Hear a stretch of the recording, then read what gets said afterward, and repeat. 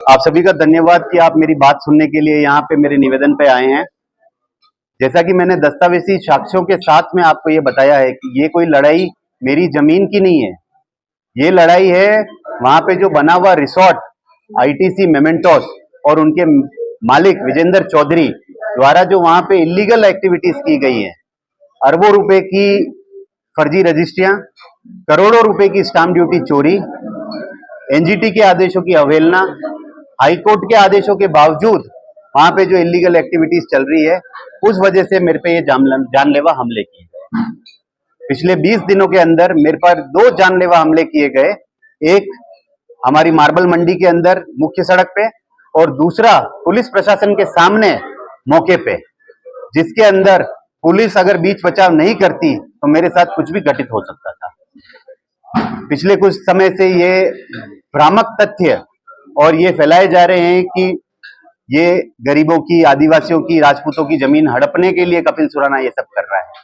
जैसा कि मैंने आपको साक्ष्य दिखाए हैं, ये जमीनें सैकड़ों बीघा जमीन इस रिसोर्ट मालिक ने लक्ष्मण सिंह जाला के द्वारा इन गरीबों को, राजपूतों को, आदिवासियों को, डांगियों को डरा धमका के अपने खाते कर लिए। और सबसे बड़ी बात यह, आज की तारीख में भी लगभग 450 बीघा जमीन के अंदर रिसोर्ट का मालिक विजेंद्र चौधरी और लक्ष्मण सिंह जाला की भागीदारी दस्तावेजी साक्ष्यों के द्वारा मौजूद है, जिसके अंदर 1/4 लक्ष्मण सिंह पार्टनर है और 3/4 रिसोर्ट का मालिक विजेंद्र चौधरी पार्टनर है।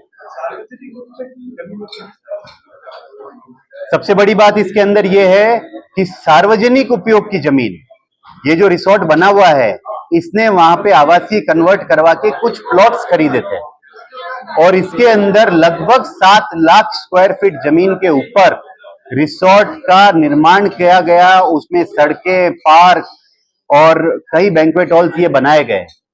अगर प्रशासन इस पे कार्रवाई करता है तो 7 लाख स्क्वायर फीट जमीन के ऊपर, ये सार्वजनिक उपयोग की जमीन के ऊपर रिसोर्ट मालिक द्वारा ये कब्जा साबित होगा।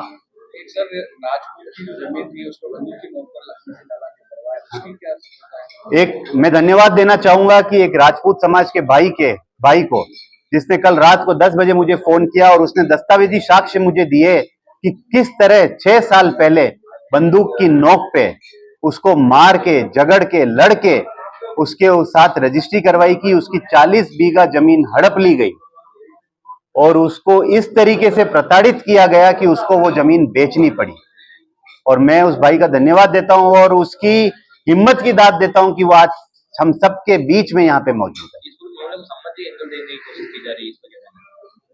आप मुझे एक बात बताओ कि ऐसा क्यों होता है कि हर बार लक्ष्मण सिंह जाला के ऊपर पुलिस या प्रशासन कोई गिरफ्त करता है और वो सामाजिक दृष्टिकोण बीच में ले आता है, और कभी भी मुझे नहीं लगता है कि राजपूत समाज, जैन समाज, डांगी समाज या गमेती समाज इतना सशक्त या इतना कमजोर है कि किसी अपराधी के कहने पे किसी सही आदमी के खिलाफ खड़ा हो जाए। आप मुझे बताओ कि कलेक्ट्री पे धरना देने की बात थी, पुलिस पे धरना देने की बात थी, कितने राजपूत समाज के मोहतबीर लोग मौजूद थे? वो नहीं थे, इसलिए नहीं थे कि उनको कहीं ना कहीं पता है कि कपिल सुराना सही है। और उसका प्रमाण यह है कि पिछले 5 दिनों के अंदर मेरे पास अनगिनत फोन राजपूत समाज के आए, जिन्होंने मुझे ये कहा कि आप सही हो और जरूरत पड़ने पे हम आपके साथ खड़े रहेंगे। इसके अंदर बहुत बड़ा घोटाला राजस्व का है, सामने आया है। शुद्धि पत्र के माध्यम से अरबों रुपए की जमीनों का लेन देन किया गया, जिसके अंदर एक कंपनी के नाम से दूसरी कंपनी के नाम पे जमीनें ट्रांसफर की गई, सिर्फ अरबों रुपए के लोन लेने के लिए। उसके बाद उन शुद्धि पत्रों को गायब कर दिया गया, कहीं रिकॉर्ड में नहीं दिखाया गया।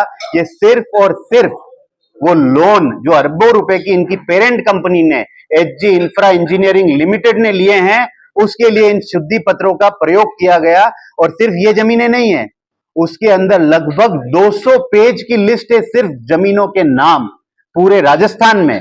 तो आप सोच सकते हैं कि ये घोटाला कोई 100-200 करोड़ का नहीं है, उनके ऊपर 2200 करोड़ का लोन लिया गया। ये कैसे हुआ? और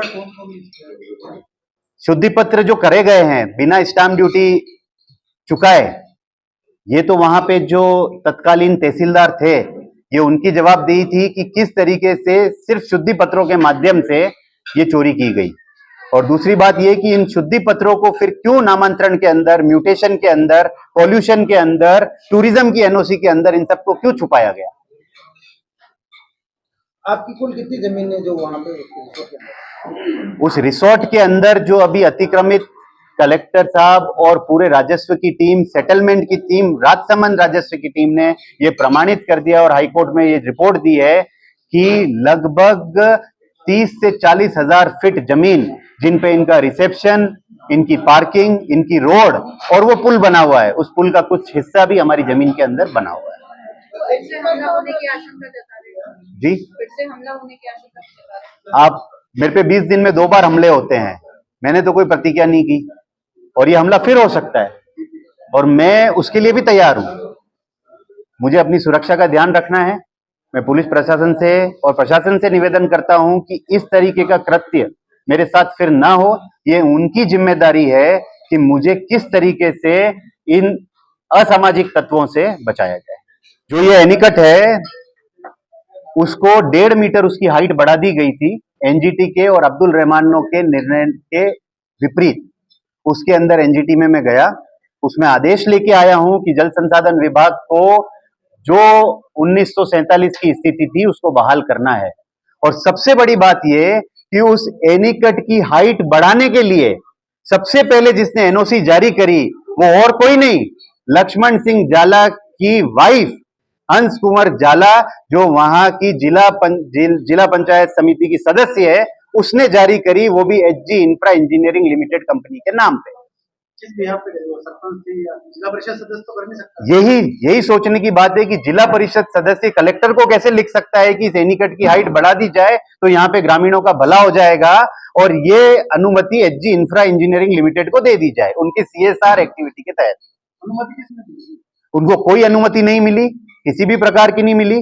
ग्राम पंचायत ने बहुत बार लिख के दे दिया है कलेक्टर साहब को कि हमारे द्वारा इस पे कोई अनुमति नहीं दी गई है और ये जो भी गैर कानूनी गतिविधियां हुई है इनको तोड़ा जाए और उस नाले का स्वरूप 1947 की स्थिति में बहाल किया जाए। ये जो एनीकट है ये राया गांव से होता हुआ बीच में जितने भी गांव आते हैं, राया, मटाटा, उसके आगे आप देलवाड़ा तक चले जाइए और उसके बाद मावली का जो तालाब है, घासा का तालाब, उसका मुख्य जल का स्रोत ये है।